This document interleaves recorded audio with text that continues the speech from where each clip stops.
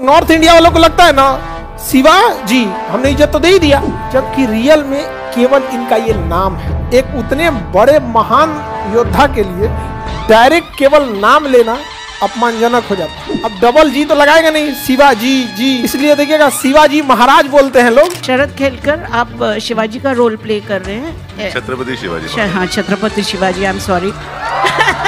मला शिवाजी महाराजांबद्दल खूप आदर आहे। भगवान है हमारे लिए Shivaji Maharaj. Ever I want to make a film, I want to make a film on Shivaji, and I know I'll do it very well. किसी भी एक्टर के लिए राजे का रोल करना, I think it's a life time opportunity.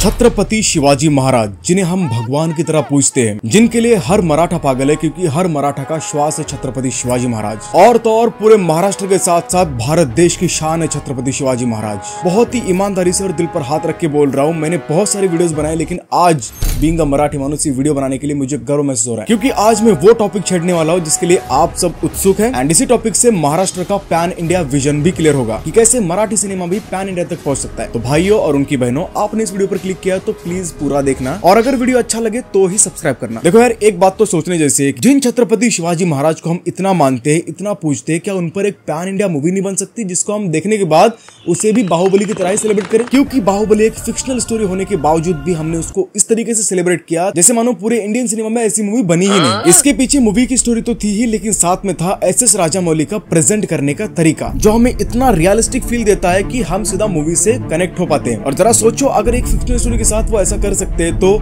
Chhatrapati Shivaji महाराज ने क्या क्या कारनामे करके दिखाया है, उस पर अगर एक पैन इंडिया मूवी नहीं बनेगी तो भाई साहब इंडियन सिनेमा का होना और ना होना एक बराबर है। सही बात है। क्योंकि इंडियन सिनेमा की स्टार्टिंग से, यानी मैं बात कर रहा हूँ 1923 से लेकर अब तक, छत्रपति शिवाजी महाराज पर 55 से भी ज्यादा फिल्में बनी है, लेकिन मजा ले इनमें से किसी ने भी आज तक पैन इंडिया में अपना परचम लहराया हो?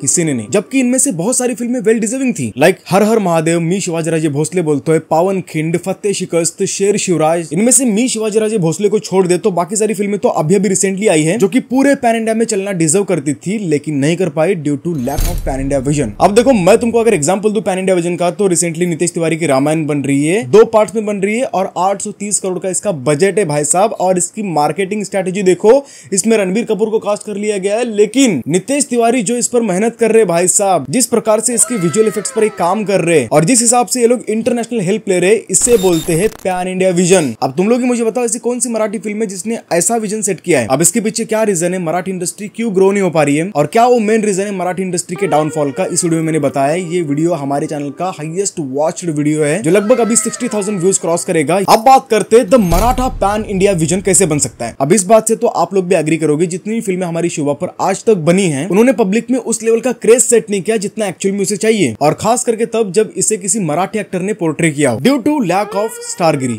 स्टार नहीं है इनके पास, बट पासा तब पलट जाता है जब उसी मराठी अनसंग वॉरियर्स को बॉलीवुड एक्टर्स प्ले करते हैं। मुझे बताने की जरूरत नहीं है तानाजी ने क्या कमाल किया, मुझे बताने की जरूरत नहीं है आदि पुरुष ने क्या कमाल की, नहीं, अरे वो सेम डायरेक्टर है ना, इसलिए गलती से जानबूझकर बोल दिया।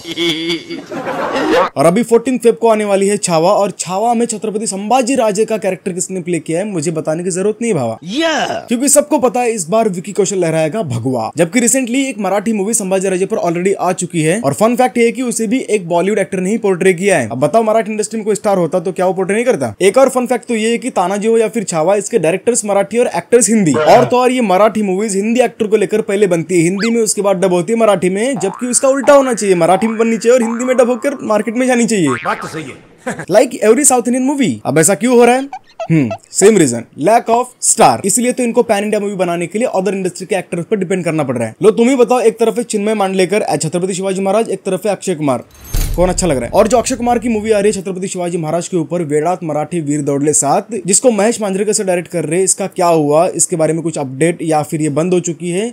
इसके बारे में अगर वीडियो चाहते हो तो बताना कमेंट में, नहीं तो तुम लोग ही बताओ क्या ही जरूरत है महाराष्ट्र की शान, ये जो कैरेक्टर है ऋषभ शेट्टी को देने की। वो तो मराठी इंडस्ट्री से बिलोंग भी नहीं करते, और ना ही वो अच्छे तरीके से हिंदी बोल लेते हैं, लेकिन फिर भी इसके प्रोड्यूसर और डायरेक्टर संदीप सिंह ने ये कैरेक्टर ऋषभ शेट्टी को देने का सोचा। And the reason behind is Kantara की सक्सेस। कांतारा के बाद रातों रात ये बंदा पैन इंडिया स्टार बन चुका है, और अभी उनका कांतारा 2 के लिए जो बियर्ड वाला लुक है, वो छत्रपति शिवाजी महाराज के लुक के लिए काफी परफेक्ट बैठ रहा है। अब ऋषभ शेट्टी पर तो मेरे को पूरा भरोसा है, लेकिन डायरेक्टर संदीप सिंह की ये सिर्फ सेकंड मूवी होने वाली है, क्योंकि इससे पहले उन्होंने सफेद मूवी डायरेक्ट की थी और सिर्फ अब तक वो प्रोड्यूसर रह चुके हैं। और इससे पहले उन्होंने इंडस्ट्री में as a CEO of Bhansali productions and producer ही काम किया है। लीजेंड स्टूडियोज उन्होंने ओपन किया है, जिसमें मेरी कॉम सरबजीत जैसी मूवी को उन्होंने प्रोड्यूस किया है। लेकिन एक बात बहुत ही ज्यादा इंपॉर्टेंट है, छत्रपति शिवाजी महाराज के इस कैरेक्टर को ग्लोबली पहुंचाने के लिए इनिशिएटिव लिया था मराठी के star Riteish Deshmukh and Nagraj Manjule sir ने। क्या बात कर रहे हैं? यस, ये बात है 2020 की, जब लॉकडाउन से पहले इन्होंने इनिशिएटिव लिया था कि हम छत्रपति शिवाजी राजे के ऊपर एक मूवी बनाई, 3 मूवी बनाने वाले ट्रायलॉजी, जिसमें वो छत्रपति शिवाजी महाराज के रिलेटेड सब कुछ दिखाने वाले थे। जिसमें फर्स्ट मूवी का नाम होने वाला था शिवाजी, सेकंड मूवी का नाम होने वाला था राजा शिवाजी और थर्ड मूवी का नाम होने वाला था छत्रपति शिवाजी। अब बीच में कंट्रोवर्सी भी चली थी कि इसको नाम छत्रपति शिवाजी महाराज क्यों नहीं दे देते, क्योंकि ऐसे 3-3 नाम क्यों, क्योंकि राजा तो राजा ही होता है आखिर। और इसको डायरेक्ट करने वाले थे नन अदर देन जिन्होंने मराठी इंडस्ट्री को अलग लेवल की पहचान दी, सैराट को डायरेक्ट करके। यस भाई साहब, नागराज मंजुळे इसको डायरेक्ट करने वाले थे और छत्रपति शिवाजी महाराज यहाँ पर बनने वाले थे खुद रितेश देशमुख, और प्रोड्यूस भी वही करने वाले जी स्टूडियोज के साथ। एंड ये पूरी की पूरी फिल्म अजय अतुल म्यूजिकल होने वाली है। अच्छी बात तो ये है भाई साहब कि ये प्रोजेक्ट पूरी तरीके से शेल्फ नहीं हुआ है, ये पोस्टपोन्ड हो चुका है due to lockdown and budget issue, जिस पर मुझे काफी हद तक भरोसा है कि ये प्रोजेक्ट है भाई साहब मराठी इंडस्ट्री को अलग लेवल की पैन इंडिया पहचान दे सकता है। और वो पैन इंडिया पहचान अगर छत्रपति शिवाजी महाराज के थ्रू मिले तो भाई बात ही क्या है फिर, क्योंकि इसमें छत्रपति शिवाजी महाराज की भूमिका को पोर्ट्रे करने वाला भी तो खुद मराठी ही है,